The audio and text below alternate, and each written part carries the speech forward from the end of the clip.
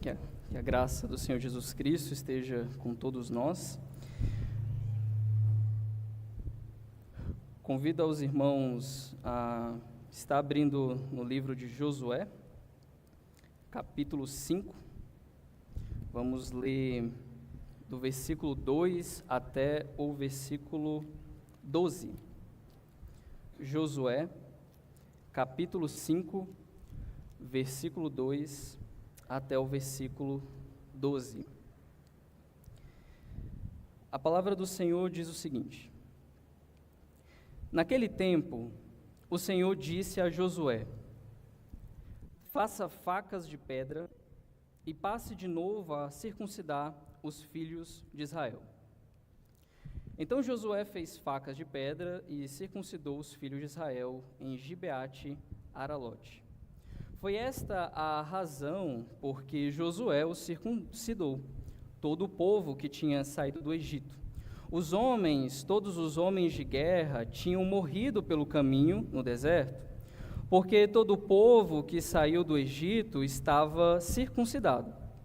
Mas nenhum deles que havia nascido no deserto pelo caminho, depois de terem saído do Egito, haviam circuncidado, porque os filhos de Israel andaram 40 anos pelo deserto, até desaparecer toda a nação, a saber, os homens de guerra que saíram do Egito, que não obedeceram à voz do Senhor, aos quais o Senhor tinha jurado, que não lhes deixaria ver a terra que o Senhor, sob juramento, prometeu dar a seus pais, terra que mana leite e mel. Porém, em seu lugar, pôs os filhos deles, e a estes Josué circuncidou. Estavam incircuncisos, porque não circuncidaram no caminho. Depois que toda a nação foi circuncidada, ficaram no seu lugar, no arraial, até que sararam. Então o Senhor disse a Josué: Hoje removi de vocês a vergonha do Egito. Por isso aquele lugar foi chamado de Gilgal, até o dia de hoje. Enquanto os filhos de Israel estavam acampados em Gilgal, celebraram a Páscoa no dia 14 do mês, à tarde, nas campinas de Jericó. No dia seguinte à Páscoa, comeram do fruto da terra. Nesse mesmo dia, comeram pães sem fermento e cereais tostados. Um dia depois de terem comido do produto da terra, o maná cessou, e os filhos de Israel não mais o tiveram. Mas, naquele ano, comeram do que foi colhido na terra de Canaã. Oremos, irmãos. Querido Deus, Pai, somos gratos pelo Teu amor, somos gratos pelas Tuas bênçãos, e nesse momento pedimos o Teu auxílio. A Tua palavra foi lida e agora, com Teu auxílio, será exposta. Oramos para que os nossos ouvidos estejam atentos e sensíveis às verdades que a Tua palavra pronuncia ao Teu povo. Oramos para que o Senhor nos conduza ao entendimento que as Escrituras está nos convocando nesse culto. Oramos para que, acima de tudo e em tudo, o Senhor seja glorificado. É o que nós oramos em nome de Jesus. Amém. Irmãos, todos nós, em algum momento das nossas vidas, gostamos de celebrar. Às vezes nós celebramos conquistas no trabalho, conquistas na faculdade. Às vezes nós celebramos os nossos aniversários, mais um ano de vida. Às vezes nós celebramos uma promoção no trabalho, uma cura de uma enfermidade. Às vezes nós celebramos uma superação de alguma provação que o Senhor nos libertou. O fato é que todos nós celebramos algo, isso vem muito tempo antes, desde os nossos antepassados, em várias civilizações, a humanidade, em algum sentido, ela foi feita para celebrar. Seja qual o motivo for, há algo em comum que une essas celebrações. Por exemplo, quando nós fazemos mais um ano de vida, nós celebramos por esse um ano de vida, e um ano acontece muita coisa. Um ano nós tomamos decisões que jamais pensaríamos que no ano anterior tomaríamos. Por exemplo, também, quando nós celebramos uma conquista no trabalho, nós começamos a pensar: quanto tempo eu dediquei nesse trabalho para alcançar essa promoção? E então nós celebramos essa promoção. Na faculdade, quando fechamos o ciclo estudantil, nós celebramos também uma conquista, mais uma etapa, e agora o mercado de trabalho, e assim por diante. O que une as celebrações, em certo sentido, é que em todas elas, as celebrações elas contam uma história. E como toda história, nós temos elementos de sofrimento, elementos de angústia, elementos de aflições, elementos de desesperos, muitas vezes de murmurações, de questionamentos, de dúvidas. Essa é uma parte da história que faz parte das celebrações que nós fazemos. Mas também, como toda história, e embora ela possa começar com esses elementos de sofrimento, ela geralmente termina com elementos de alegria. E é por isso que nós celebramos. E é por isso que em festas, então, na substituição das lágrimas de tristezas, nós trocamos por festas, por balões comemorativos, por um grande bolo, então nós nos alegramos, nós festejamos, nós cantamos e alegramos, porque superamos uma grande etapa. É assim que funciona a celebração que a humanidade, durante todo o tempo, fez. Mas a grande questão, em paralelo a isso, é que Deus também é um Deus que gosta de festas. O nosso Deus, Ele gosta de celebrações. O nosso Deus, Ele gosta de rituais onde o seu povo comemora, onde o seu povo celebra. Mas há uma peculiaridade do nosso Deus que precisa ser dita. O nosso Deus, Ele gosta de celebrações e geralmente as celebrações que Deus estabelece para o seu povo são celebrações feitas antes do motivo dessa celebração ser realizada. Geralmente, as celebrações que Deus estabelece para o seu povo são celebrações no meio do caos. São celebrações onde humanamente para celebrar. E é exatamente por isso que Deus convoca o seu povo a celebrar. Porque o seu povo celebra pela esperança de um Deus que, quando promete, Ele cumpre.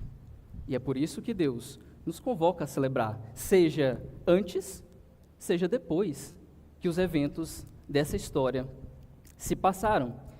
E é sobre essas celebrações que, nessa noite, eu pretendo trazer nessa mensagem acerca do fato de que Deus ele celebra a sua aliança. No texto que nós lemos, fala de Deus ordenando a circuncisão do seu povo. Mas para que propósito Deus ordena a circuncisão do seu povo? Em primeiro lugar, dos versículos 2 a 9, Deus ordena a circuncisão do seu povo para retirar a humilhação do seu povo. Em segundo lugar, Deus ordena a circuncisão do seu povo para que o seu povo celebre a aliança que Deus fez para com ele. Sobre esses dois aspectos, irmãos, é que nessa noite, se o Senhor permitir, proponho expor essa mensagem que nós acabamos de ler. Para aqueles que nos visitam, o reverendo Alex ele iniciou uma série de sermões no livro de Josué, e hoje nós iremos dar continuidade no capítulo 5. Mas antes de continuarmos, nós precisamos relembrar o que aconteceu no capítulo anterior. Nós estamos, irmãos, em um momento muito precioso para o povo de Deus. Nós estamos em um momento onde o povo acabou de atravessar o Rio Jordão e eles pararam nessa cidade com o nome de Gilgal. No capítulo anterior, o reverendo Alex expôs o que Deus ordenou para aquele povo. Deus ordenou para aquele povo que eles edificassem 2 colunas de pedra em memória daquilo que Deus fez no Rio Jordão. E o que Deus fez no Rio Jordão? Ele abriu o Rio Jordão para que o seu povo passasse. Então, aonde nós estamos aqui? Nós estamos na Terra Prometida. Estamos no começo da Terra Prometida. Nós estamos numa parte da Terra Prometida em que o povo está prestes a iniciar as primeiras batalhas em conquista a essa terra que Deus prometeu há mais de 400 anos atrás. Então os irmãos já devem perceber que a expectativa do povo de Israel é grande. Eles estão agora de frente para a terra prometida. Se antes eles passaram 40 anos apenas vislumbrando a esperança de uma terra que Deus havia prometido, agora o povo está de frente para essa terra. Agora eles visualizam essa terra que Deus prometeu. Mas uma pergunta: como que anda a reação das nações que esse povo vai batalhar? O versículo 1, que o reverendo Alex terminou o sermão no último domingo, nos conta que essas nações estavam amedrontadas, estavam pavorosas, porque elas souberam do que Deus havia feito pelo seu povo. Elas estavam com medo. O texto diz que elas estavam desanimadas, porque sabiam que esse mesmo Deus, que perseverou o seu povo durante 40 anos no deserto, é o mesmo Deus que agora conduz o seu povo para iniciar as primeiras batalhas contra eles. Se de um lado nós temos uma nação que acaba de edificar colunas de memoriais sobre os feitos do seu Deus, eles estão motivados, eles estão confiantes de que agora vai. Passaram os 400 anos, passaram os 40 anos e agora é hora de conquistar. Do outro lado, nós temos nações que estão com medo, nações que estão de fato assustadas, porque sabem que essa nação que está vindo, de fato, virá conquistar essa terra que o Deus de Israel ordenou e prometeu ao seu povo. Então esse é o contexto. Eles estão em Gilgal, poucos quilômetros de Jericó. Então estamos perto das muralhas de Jericó, estamos perto desse grande evento que vai acontecer com o povo de Israel. E as nações estão com medo. E aí, irmãos, pensando humanamente, eles acabam de atravessar o Rio Jordão de forma miraculosa. Eles estão prestes a conquistar essa terra. Humanamente falando, o que faríamos? Pararia em Gilgal? Descansaria? Esperaria alguns dias numa cidade tão próxima da terra prometida? Ou a gente avançaria? Ou a gente correria e aproveitaria que os inimigos estão com medo e então vamos conquistar? Porque agora é a chance da gente pegar esses inimigos desprevenidos. Eu acho que a segunda opção seria que todos nós faríamos. Mas o que Deus ordena para esse povo? Deus ordena que antes que eles avançassem, eles deveriam parar nessa terra, porque haviam duas coisas que faltavam para que eles pudessem avançar, duas coisas que não poderiam ser ignoradas, duas coisas que são dois elementos capitais para que eles pudessem conquistar essa terra prometida. E que duas coisas são essas? Em primeiro lugar, a circuncisão, e em segundo lugar, a celebração dessa Páscoa. O texto que nós vamos expor nessa noite fala sobre esses dois sacramentos, esses dois sinais que Deus estabelece para o seu povo. Antes que eles avançassem, o povo deveria cumprir essas ordenanças do Senhor, sem as quais eles não poderiam avançar. Do contrário, se eles avançassem, certamente seriam humilhados pelas nações vizinhas. Então é por isso que Deus ordena que o seu povo circuncidem-se. É por isso que Deus ordena que o povo também celebre a sua aliança, mesmo estando próximo de uma terra que há tanto tempo Deus havia prometido. No versículo 2, o texto começa dizendo, naquele tempo, e aqui esse naquele tempo é uma referência ao capítulo 4, versículo 19, ou seja, eles atravessam o Rio Jordão, eles colocam as duas colunas que Deus havia ordenado como um memorial para que eles se lembrassem daquilo que Deus havia feito para eles, quanto ao milagre do Rio Jordão se abrir. Então a gente está no mesmo contexto em que eles edificam esses altares, e o texto vai dizer que Deus chega a Josué e ordena a Josué que ele circuncidasse o seu povo através de facas de pedra. Essas facas de pedra, irmãos, são os mesmos instrumentos, muito provavelmente, que, por exemplo, a Zípora, quando circuncida os seus filhos, filhos de Moisés, quando Deus iria matar Moisés por não ter circuncidado seus filhos. Então é o mesmo material. E geralmente essas facas de pedra eram facas afiadas e eram separadas justamente para fazer esse ritual da circuncisão. E aí, Josué prontamente, no versículo 3, eles faz a circuncisão do seu povo, e o nome do lugar onde eles fazem essa circuncisão ganha o nome de Gibeate Aralote, que quer dizer Monte dos Prepúcios, um nome um tanto peculiar, mas basicamente é o nome que designa o que de fato aconteceu naquele monte. Ali foi feito a circuncisão. Então, esse é o significado dessa nomenclatura que o texto diz. Então, Deus ordena que Josué circuncide o seu povo, e Josué obedece. E aqui é muito importante nós prestarmos atenção nesses dois versículos, porque parece algo muito simples. Deus ordena, Josué obedece. Deus ordena, Josué obedece. Algo muito simples, mas algo que não foi feito nos 40 anos no deserto. Então, essa simples obediência que nós observamos no versículo 2 e no versículo 3, não pode ser passado despercebido. E é o que nós vamos ver agora na explicação que Josué dá, por que essa geração havia circuncidado. E para lembrar os irmãos, essa geração de Israel não é a mesma que saiu do Egito. E os irmãos precisam lembrar que a geração que saiu do Egito foi morta no deserto, que é o que nós vamos saber, o porquê que eles foram mortos. Do verso 4 ao versículo 6, Josué vai explicar por que essa nação agora tinha que se circuncidar, os homens tinham que se circuncidar nesse momento. Olha o que vai dizer o versículo 4. Foi esta a razão porque Josué o circuncidou. Todo o povo que tinha saído do Egito, todos os homens de guerra, tinham morrido pelo caminho no deserto. Porque todo o povo que saiu do Egito estava circuncidado, mas a nenhum deles que havia nascido no deserto, ou seja, essa segunda geração, pelo caminho, depois de terem saído do Egito, haviam circuncidado, ou seja, essa geração não foi circuncidada.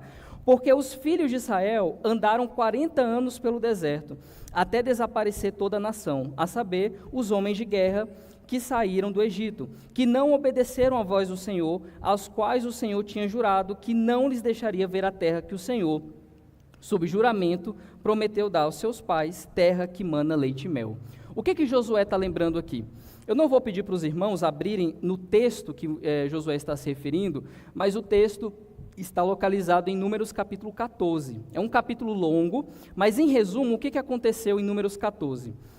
Se os irmãos lembrarem, Moisés tinha pedido, na verdade ordenado, em nome de Deus, que um homem de cada tribo de Israel, ou seja, 12 homens, fossem até as proximidades da terra prometida.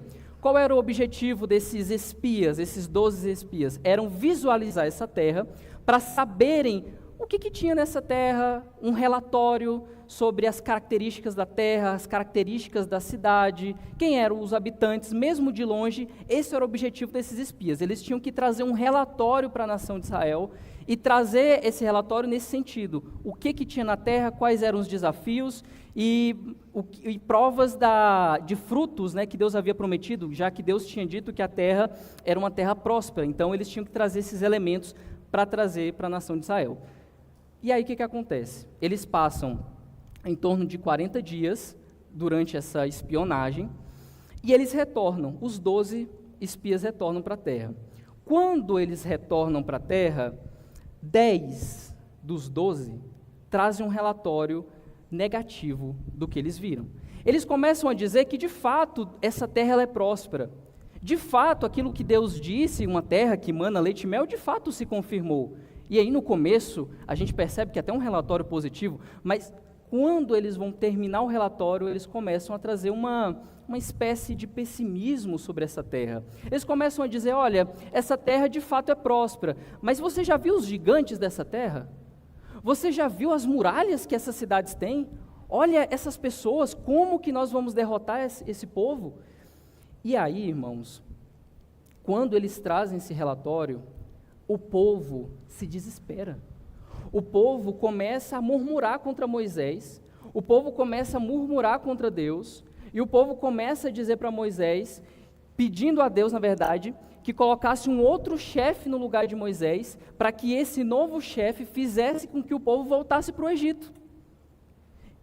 Quando eles começam a fazer isso, Josué e Caleb se levantam, fazendo parte dos 12 espias. Quando Josué e Caleb se levantam, eles começam a dizer para o povo e para os 10 espias, olha, de fato isso é verdade, mas se Deus é conosco, nós vamos conseguir conquistar essa terra. Confiemos em Deus. Essa é a nossa terra e Deus vai nos dar a vitória. Quando Josué e Caleb diz isso, o povo ameaça apedrejar Josué e Caleb. Quando eles vão apedrejar, ameaçar, na verdade, o apedrejamento para esses 2 homens, Deus intervém. E Deus fica indignado com a nação. E Deus ameaça destruir essa nação e fazer uma outra nação em nome de Moisés, a partir de Moisés. Literalmente, Deus ia destruir toda a descendência de Abraão e começar uma nova em Moisés. Então Moisés, ele chega para Deus, ele clama pela misericórdia de Deus, ele intercede pelo povo para que Deus não destruísse essa nação. E aí o que acontece? Deus então declara a punição para essa nação. Deus começa a dizer para essa nação que não, de fato não vai destruir, mas eles não adentrariam na terra prometida. Que eles morreriam no deserto. E por que 40 anos no deserto? Porque eles passaram 40 dias de espionagem da missão que Moisés e Deus tinham dado. Então Deus usa dizendo o seguinte: para cada dia que vocês passaram, vai ser acrescentado 1 ano de vocês aqui no deserto. Por isso que eles passam 40 anos no deserto. E essa geração toda morre. Lembrando, essa geração saiu do Egito circuncidada. E aí o que acontece? Acabou a história? Não. No dia seguinte, o povo acorda, chega para Moisés e fala o seguinte: nós reconhecemos que nós pecamos contra Deus. Deixe que nós agora, com as nossas mãos, vamos para Canaã e vamos conquistar essa terra pelos nossos próprios braços. Moisés alerta para que eles não fizessem isso. O povo não deu ouvidos. Eles se juntaram e todos eles foram para a terra de Canaã. E o resto da história não precisamos nem comentar. Foram destruídos pelos cananeus. A parte dessa nação de Israel foi morta pelos cananeus. E o texto vai dizer que eles foram humilhados pelos seus inimigos, por conta da sua desobediência. É isso que Josué está dizendo aqui no 4 ao 6, é esse acontecimento que Josué está apontando. Ele então está explicando por que essa nova geração tinha que ser circuncidada, porque essa geração, literalmente, foi morta por conta da sua desobediência. E o texto vai continuar, versículo 7 até o 8. Porém, em seu lugar, pôs os filhos deles, ou seja, os filhos da geração que morreu. E a este Josué circuncidou. Estavam incircuncisos, porque não circuncidaram no caminho. Versículo 8.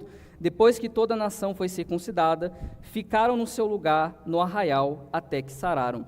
Irmãos, aqui é muito interessante esse texto, porque o que o texto está fazendo com as nossas consciências? O texto está fazendo um jogo de palavras.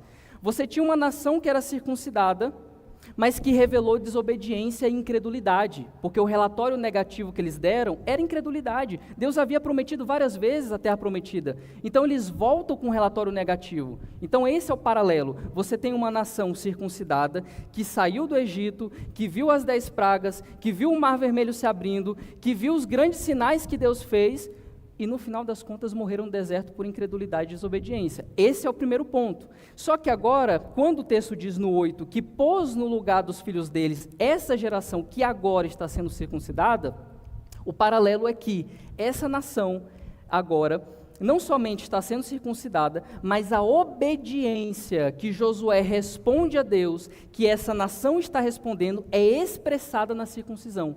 A fé deles no Senhor, expressa na obediência, revela o oposto que a outra geração fez. Se de um lado nós temos uma geração incrédula, agora nós temos uma geração que crê no Senhor. E a prova dessa fé é expressada na circuncisão, como um ato de expressão de fé através da obediência. É esse o paralelo que aqui o texto nos está mostrando. Mas talvez alguma pergunta possa se levantar entre os irmãos. Por que essa nação não foi circuncidada? Se os irmãos se lembrarem, a gente vai falar disso daqui a pouco, mas já adiantando, se os irmãos se lembrarem, a circuncisão ela tinha que ser feita no 8º dia de nascimento, e era uma ordem. Inclusive essa ordem, quem não se circuncidasse não fazia parte do povo de Deus. Por que essa geração não foi circuncidada durante 40 anos? Não há uma resposta, o texto não nos traz uma resposta exata, o que a gente tem é hipóteses. São 2 hipóteses, ou foi negligência, ou foi desobediência. Se foi negligência ou desobediência, uma coisa nós precisamos dizer: Deus foi paciente e misericordioso com esse povo. Agora, o fato é que agora essa nação está sendo circuncidada. Então, voltando à estrutura, versículo 2, Deus dá uma ordem, versículo 3, Josué obedece, 4 até o 8, a explicação do porquê essa nação foi circuncidada, e o versículo 9, Deus então mostra o motivo deles serem circuncidados. No versículo 9, Deus mostra o porquê eles tinham que parar no deserto, o porquê eles não poderiam avançar para conquistar os inimigos, para destruir os inimigos, uma vez que esses inimigos estavam apavorados com as grandiosidades que Deus estava fazendo. Olha o que o versículo 9 vai dizer. Então o Senhor disse a Josué: hoje removi de vocês a vergonha do Egito. Quem tiver com a ara vai estar escrito: hoje eu removi de vocês a humilhação do Egito. E por isso aquele lugar foi chamado de Gilgal até o dia de hoje. Irmãos, a palavra Gilgal, ela é uma palavra que ela vem de uma derivação de um verbo no hebraico chamado galgal. O que significa isso? Significa rolar. Esse é o que significa a palavra Gilgal, rolar. Quando nós olhamos o versículo 9, o que está escrito? Versículo 9: hoje removi de vocês a vergonha do Egito. Aqui é um jogo de palavras, é como se Deus estivesse dizendo: hoje eu fiz rolar a humilhação do meu povo lá do Egito.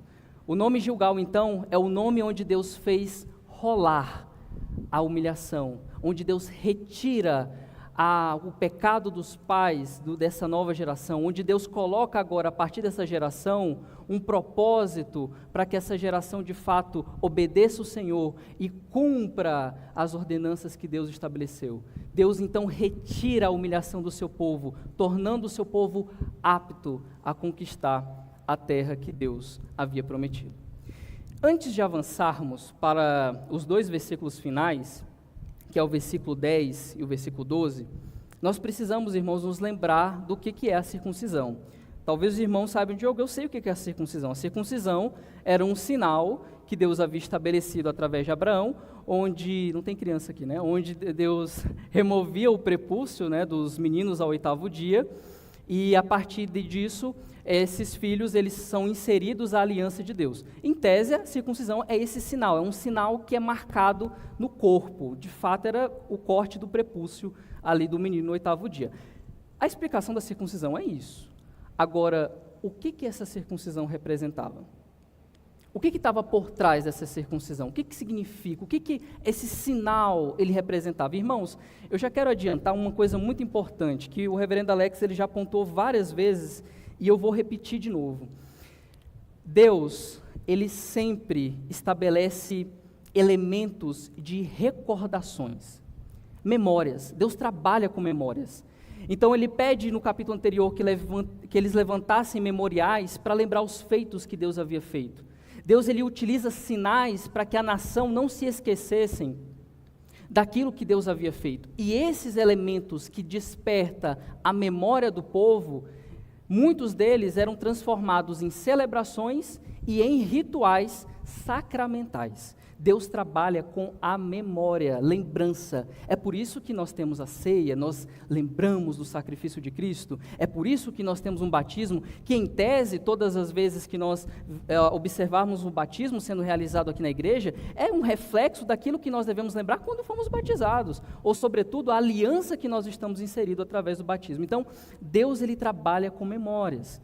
A circuncisão funciona do mesmo aspecto. Então vamos lá, em primeiro lugar, no capítulo 15 de Gênesis, Deus chama Abraão e Deus ele declara uma aliança. Olha, eu não vou pedir para os irmãos abrirem, mas eu já vou ler o texto. Lá em Gênesis, olha o que Deus vai dizer para Abraão.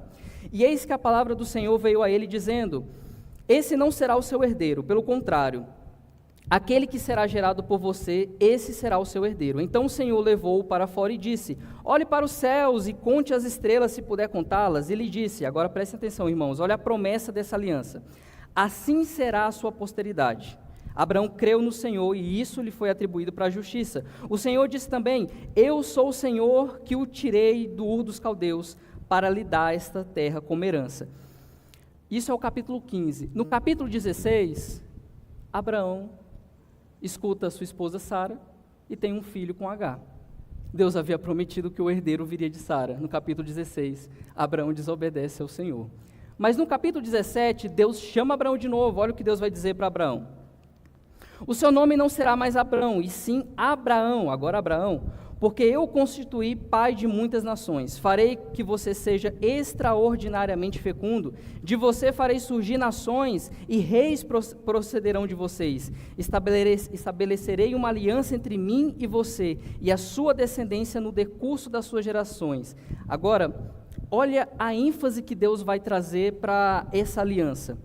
Aliança perpétua para ser o seu Deus e o Deus da sua descendência. Darei a você e a sua descendência a terra onde agora você é estrangeiro, a terra prometida, toda a terra de Canaã, como propriedade perpétua para sempre, e serei o Deus deles. Deus reitera aquelas promessas que ele tinha dito para Abraão no capítulo 15 e agora no capítulo 17.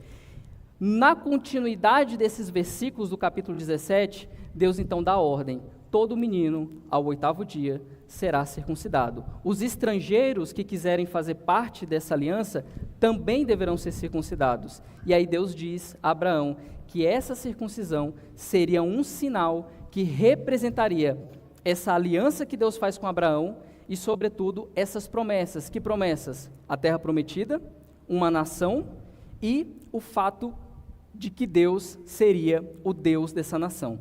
Essas são as 3 promessas que a circuncisão representa.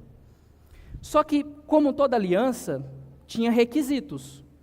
A grosso modo, quando nós fazemos um contrato, por exemplo, um contrato de aluguel, nós temos os deveres, nós temos o benefício e depois o contrato é assinado.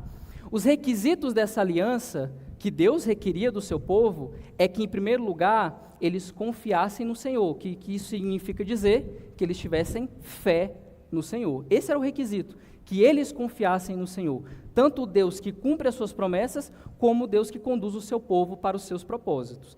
E, em segundo lugar, em consequência dessa fé, Deus ordenava que o seu povo o obedecesse. Então, tudo isso, irmãos, era o que a aliança, o que a circuncisão, ela representava. Ela representava essa aliança com essas 3 promessas e com o requisito de que esse povo tinha que professar sua fé a Deus e, sobretudo, andar nos caminhos do Senhor.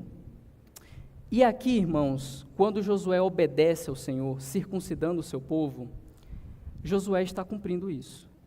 Josué está obedecendo à ordem do Senhor.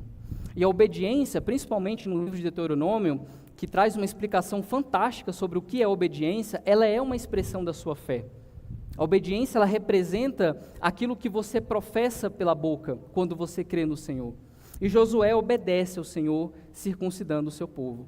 Nós podemos tratar, irmãos, essa obediência como algo muito simplório. Mas vocês sabem por que Moisés não entrou na Terra Prometida? O acontecimento, eu creio que todos os irmãos sabem. Aconteceu em Meribá. Deus ordena que Moisés falasse com a rocha. Moisés, num estado de ira, porque o povo estava murmurando, bate na rocha 2 vezes. Ele fere a rocha, não obedecendo ao Senhor. Porém, quando nós lemos esse texto, nós esquecemos de uma palavrinha que está lá nesse texto, que Moisés agiu com incredulidade. Moisés não creu quando Deus disse: fale com a rocha. Assim como a nação, a primeira geração, desobedece a Deus por incredulidade, Moisés não entra na rocha juntamente com Arão por incredulidade. Então, o que nós vemos nesse texto, essa obediência que Josué está fazendo para com Deus, é uma expressão de fé, exatamente o elemento que, de fato, traz o cumprimento das promessas que Deus estabelece para o seu povo, coisa que a antiga nação não cumpriu, e foram punidas por não adentrarem na terra que o Senhor prometeu. Mas, irmãos, uma pergunta também fica ao ar. Nós estamos lendo Josué. Nós vamos terminar esse livro em algum momento, se Deus permitir. Quando terminarmos esse livro, não vou dar spoiler para os irmãos, a terra, eles vão conquistar a terra, e de fato haverá um intervalo de descanso. Eles serão uma nação unida por um determinado momento. Mas quando a gente entra em Juízes, o caos começa a entrar nesse povo. Esse povo começa a se afastar de Deus, começa a colocar ídolos dentro da terra, coisas que Deus havia ordenado que não era para fazer e que, se fizessem, seriam punidos. Depois esse povo vai ser dominado por outros reis.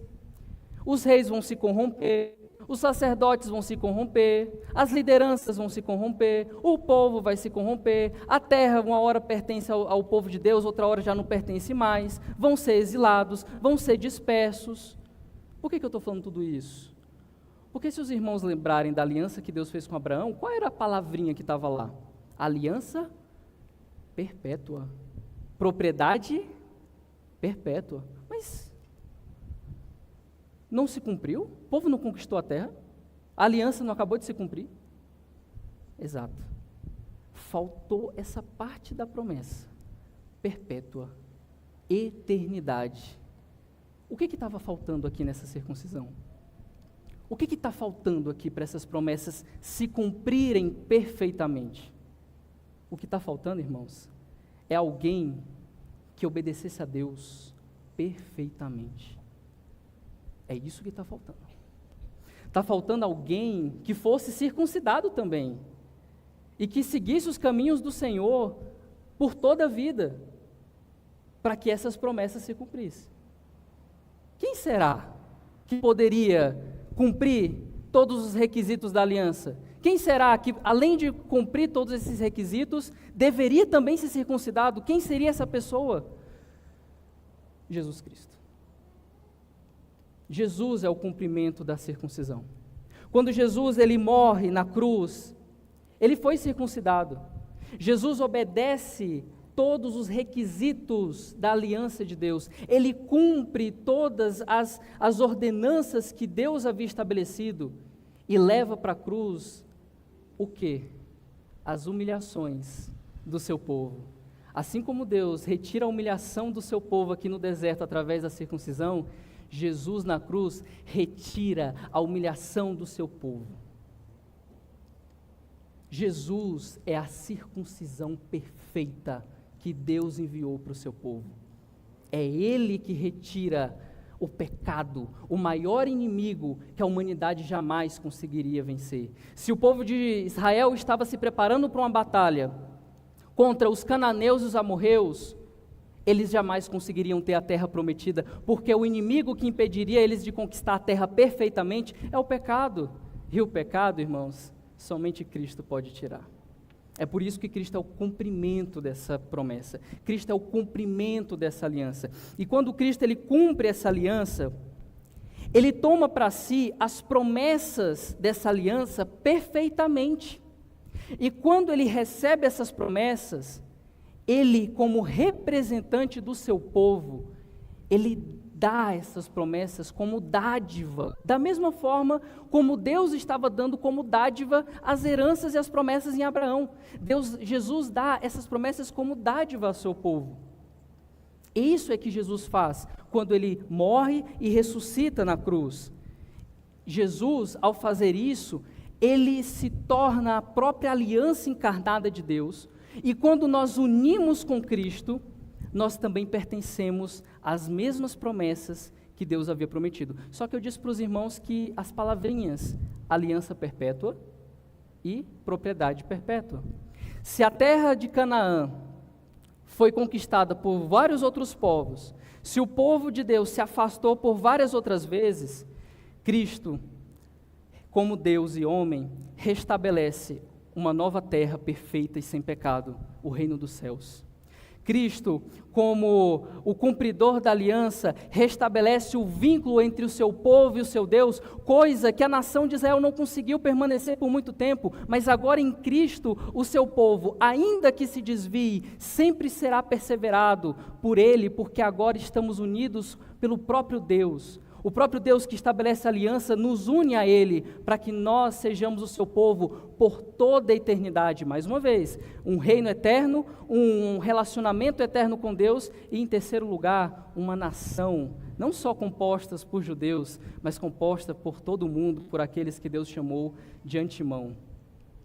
Jesus cumpre perfeitamente a aliança e traz as promessas de forma perfeita. Então, se essa parte das promessas eram temporárias, elas foram cumpridas parcialmente, Cristo agora eleva essas promessas, trazendo eternidade, tanto da terra, da nação e do vínculo do seu povo para com Deus. Mas aí, irmãos, Cristo ele cumpre a aliança e estabelece uma nova aliança.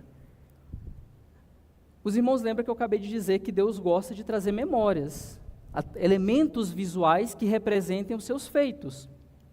Se no passado a aliança abrâmica era representada pela circuncisão, qual é o sinal que representa a aliança de Cristo? Colossenses capítulo 2, versículo 11 a 12 diz o seguinte: Nele também vocês foram circuncidados, não com uma circuncisão feita por mãos humanas, mas pela remoção do corpo de carne, que é a circuncisão de Cristo, tendo sido sepultados juntamente com ele no batismo, no qual vocês também foram ressuscitados por meio da fé do poder de Deus que o ressuscitou dentre os mortos. Irmãos, a circuncisão, que era um símbolo que representava a aliança abrâmica, agora em Cristo nós temos o batismo como um símbolo que representa a aliança que Cristo fez na cruz. É isso que é o batismo. Ele representa essa aliança. Ele representa também, através de um sinal, um meio em que o seu povo se anexe com essa aliança, ou um meio de tornar o seu povo parte dessa aliança, um meio de inserir o seu povo dentro dessa aliança. Mas, irmãos, as promessas de Cristo, elas só podem ser aplicadas na minha e na sua vida pela fé. Afinal de contas, o batismo não salva da mesma forma que a circuncisão não salvava. O batismo não automatiza as promessas da mesma forma que a circuncisão também não automatizava as promessas. O fato de os judeus serem circuncidados não significava que todos eles foram salvos. O fato de muitos serem batizados não significa que todos nós seremos salvos. O batismo, e da mesma forma a circuncisão, são símbolos que representam essas promessas e a aliança de Deus, mas nós recebemos elas através da fé.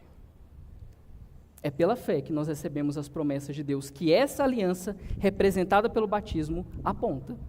E aqui, irmãos, é a razão do porquê nós, presbiterianos, batizamos os nossos filhos. Nós inserimos os nossos filhos na aliança de Deus para com o seu povo. Você, pai, e você, mãe, quando você batiza os seus filhos, você tem a missão de explicar para os seus filhos por que ele foi batizado. Quando os seus filhos atingirem uma idade de consciência, você vai explicar para os seus filhos: olha, meu filho, eu e a sua mãe pertencemos ao povo de Deus e você faz parte dessa aliança, você está inserido nessa aliança, no meu nome, em nome da sua mãe. Mas as promessas dessa aliança, elas só vão ser aplicadas na sua vida no dia em que você confiar naquele que prometeu. É pela fé que você recebe essas promessas. A aliança te insere, mas as promessas são recebidas pela fé. Nós batizamos as nossas crianças para inseri-las na família de Deus. E no dia em que elas atingirem uma consciência, então elas receberão as promessas dessa aliança pela fé que elas professarão no nome do Senhor Jesus Cristo. Esse é o cumprimento da aliança, esse é o motivo do porquê nós presbiterianos batizamos os nossos filhos. Irmãos, o texto continua, versículo 10 e 12, para encerrarmos. Depois que a circuncisão ela é feita, o texto vai dizer: enquanto os filhos de Israel estavam no acampamento em Gilgal, e aqui a gente precisa lembrar de uma coisa: circuncisão, irmãos, não tinha anestesia.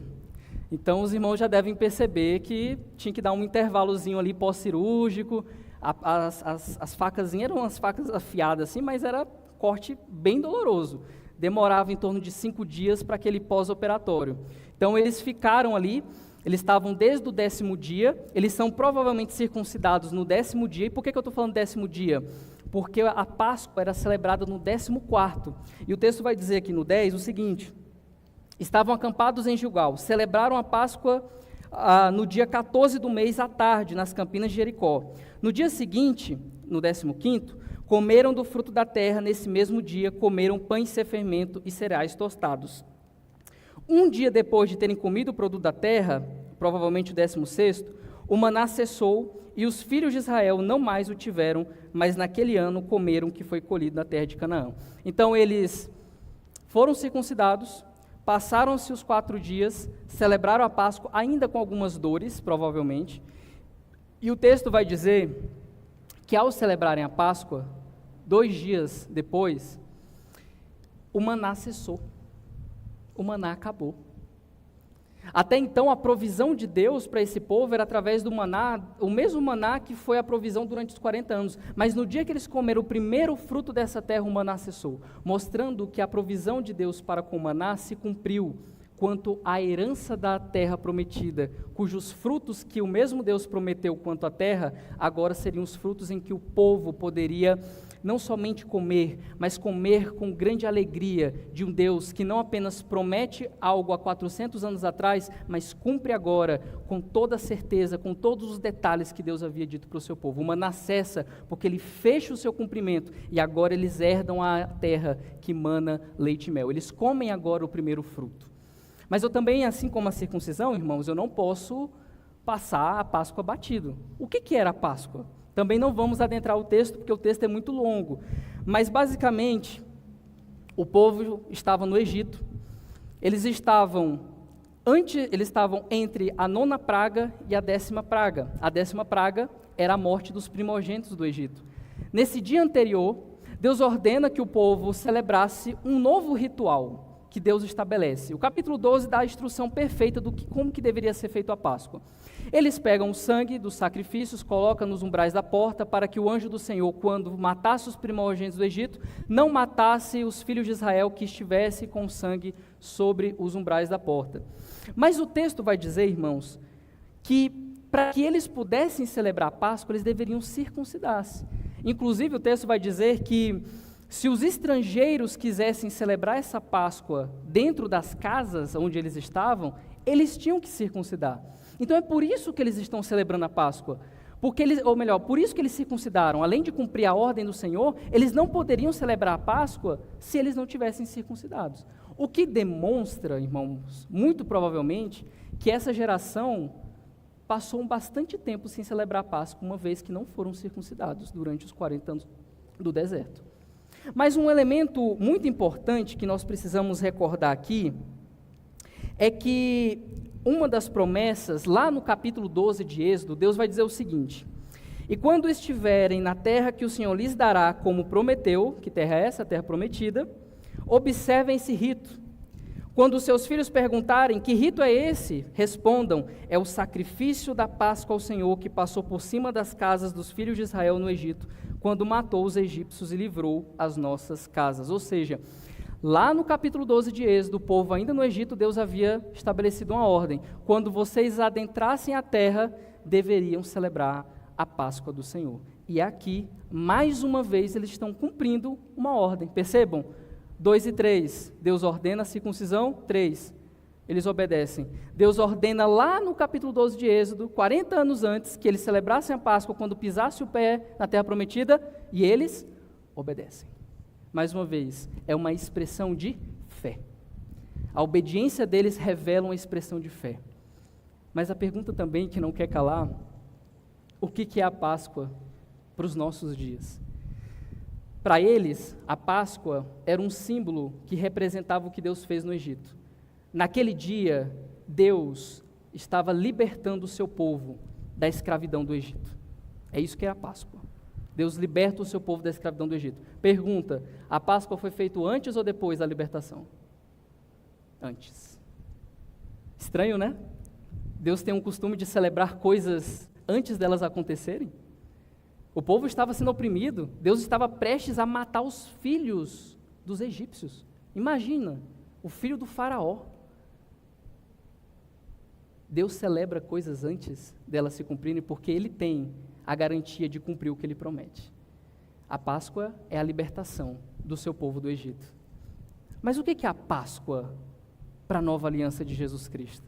Se para o povo de Israel a Páscoa era a libertação de uma nação, de uma escravidão, para o povo de Deus, a Páscoa é a libertação da opressão do pecado, mas, sobretudo, do sacrifício de Cristo como vitória sobre a morte. É isso que é a Páscoa para as nossas vidas, que, em outras palavras, ela é transformada pela ceia do Senhor. A ceia do Senhor, ela representa esse ato do sacrifício de Cristo que nos trouxe a vida sobre a morte e que trouxe a vitória sobre o pecado, sobre a escravidão do pecado. E mais uma vez, Jesus também cumpre essa aliança.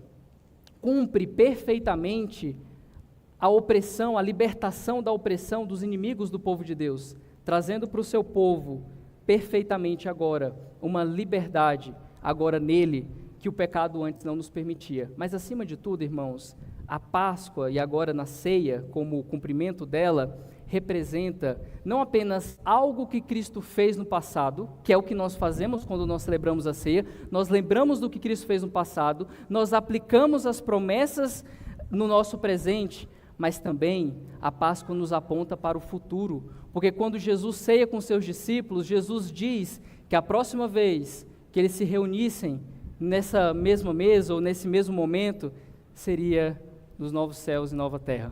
Então a Páscoa também apresenta um futuro que Deus prometeu que haveríamos de ter. Agora, na terra que mana leite e mel, sim, mas agora uma terra eterna, uma terra eterna.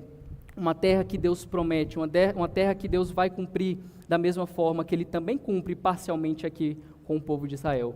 A Páscoa, no caso a ceia, para nós, ela nos mostra o futuro vindouro, de que nós, todos nós, que pertencemos à aliança de Deus, também celebraremos a aliança agora nos céus que Deus nos prometeu. Esse é o significado do cumprimento da ceia do Senhor. Diante desse cenário, irmãos, duas aplicações são importantes para as nossas vidas. O que esse texto tem a ver com as nossas vidas no presente momento em que nós vivemos? Em primeiro lugar, tendo Deus em Cristo salvado o seu povo pela perfeita obediência que Cristo fez, tirando de nós a humilhação que estava sobre nós, Deus requer de nós obediência. Deus requer de nós obediência porque por ela nós expressamos a nossa fé nele. E como que nós expressamos a nossa obediência ao Senhor? Nós expressamos a nossa obediência ao Senhor quando nós sujeitamos aquilo que nós amamos nesse mundo ao amor absoluto de Deus. Nós submetemos a Deus obedecendo quando nós, de fato, devemos, colocar os nossos amores, os nossos ídolos, os nossos pecados diante daquele que nos ordenou para que vivamos uma vida santa pelo sacrifício de Cristo, não para obter a salvação, mas como expressão de gratidão e com fé com aquilo que Cristo conquistou por nós na cruz. Isso significa dizer que Deus requer de nós obediência e por isso nós devemos submeter as nossas vidas a Ele. Nós devemos submeter os nossos sonhos, nós devemos submeter os nossos amores, nós devemos submeter os nossos quereres, as nossas decisões, as nossas projeções, as nossas expectativas.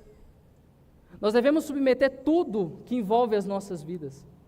E parece algo muito distante de nós, mas quando Deus mexe naquilo que nós mais amamos dentro do nosso íntimo, costumamos murmurar contra esse Deus e costumamos blasfemar muitas vezes contra esse Deus que muitas vezes requer de nós uma obediência nos seus caminhos.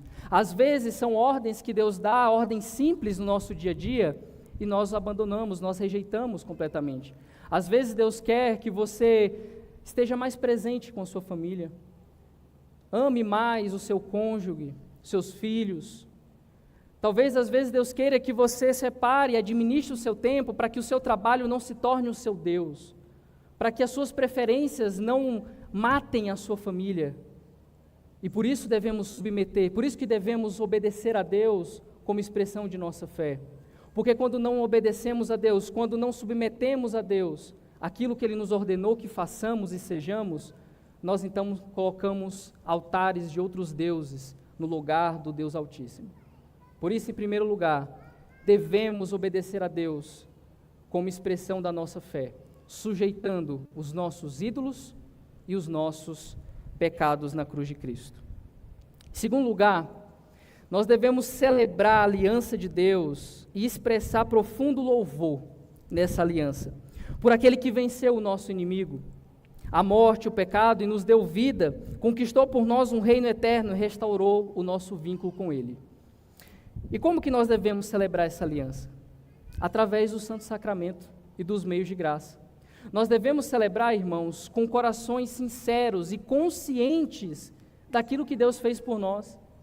Muitas vezes, quando a ceia do Senhor está sendo ministrada, Os nossos pensamentos se divagam durante o culto. Às vezes nós não estamos presentes na ministração da ceia e nós tratamos a ceia com um menosprezo absurdamente inexplicável. A palavra do Senhor nos ordena que celebremos a aliança, e é nosso dever celebrar essa aliança com alegria, com louvor, com esperança daquilo que essa aliança e as promessas através do sacramento apresentam para nós. É uma convocação que nós precisamos ter. Portanto, seja os meios de graça, a oração, a leitura da palavra, a comunhão dos santos, a celebração do sacramento, sejam todos esses meios que Deus deixou para nós. Nós devemos celebrar com alegria, com disposição, assim como o povo celebra essa aliança de Deus antes da conquista de Jericó. E por fim, irmãos, após 400 anos de espera, a tão aguardada terra prometida está diante deles. Deus ordena que eles parem por alguns dias para que eles celebrem essa aliança. E isso, irmãos, mostra para nós que somente Deus pode celebrar festas antes do seu cumprimento, porque Ele é o único que pode garantir vitória e é o único que pode garantir o cumprimento daquilo que Ele promete. Nós às vezes esperamos o nosso ano de vida para celebrarmos os nossos aniversários, porque devemos esperar primeiro o aniversário para depois podermos celebrar, porque a gente não sabe o dia de amanhã. Mas Deus pode celebrar festas antes do cumprimento delas, porque o mesmo Deus que promete é o mesmo Deus que cumpre. Irmãos, se para Israel, Gilgal foi o lugar onde eles pararam para celebrar essas festas, enquanto humanamente nós olhamos para isso e achamos um absurdo Deus pedir para que o povo pare quando eles pudessem continuar e avançar contra os inimigos, a grande verdade é que Gilgal foi o lugar onde Deus antecipou a vitória do seu povo antes mesmo da primeira batalha contra Jericó.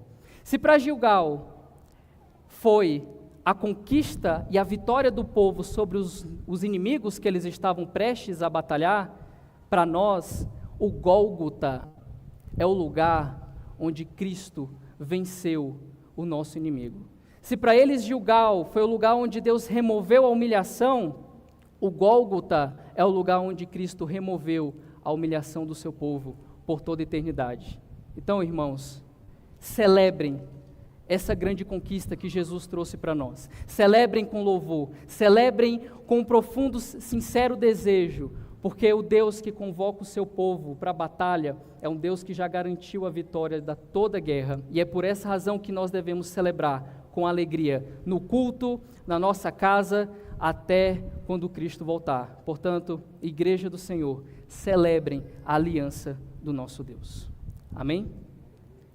Querido Deus, Pai, graças te damos pelas misericórdias do Senhor, que se renovam a cada manhã, e sobretudo pela aliança do Senhor, que foi feita por Cristo na sua cruz, na sua morte e na sua ressurreição. Nos ajude, Senhor, a celebrarmos a aliança do Senhor com alegria. Nos ajude a termos a renovação da nossa fé e da nossa esperança, para que possamos, Pai, glorificar o Senhor com os nossos corações. Tire de nós, Senhor, as nossas indiferenças aos teus sacramentos, aos teus ritos que o Senhor deu ao teu povo. Tire de nós a nossa frieza diante do culto prestado ao Senhor. Tire de nós as nossas maquiagens e torne-nos, Senhor, sinceros quanto aos nossos corações. E nos faça lembrar, Senhor, que um dia o Senhor tirou de nós o nosso pecado. E se esse não for um dos maiores motivos da nossa grande celebração, então nos faça questionar o porquê nós estamos reunidos nessa noite.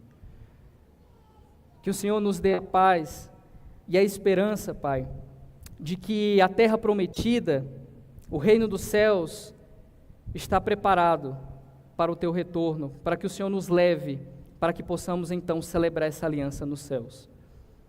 Que por enquanto possamos, Senhor, caminhar com a esperança, mas celebrando essa esperança antes mesmo dela se cumprir, porque assim como no passado o Senhor cumpriu, nós sabemos que no futuro o Senhor há de cumprir, porque o Senhor prometeu no seu Filho a vida eterna, e nós cremos nisso.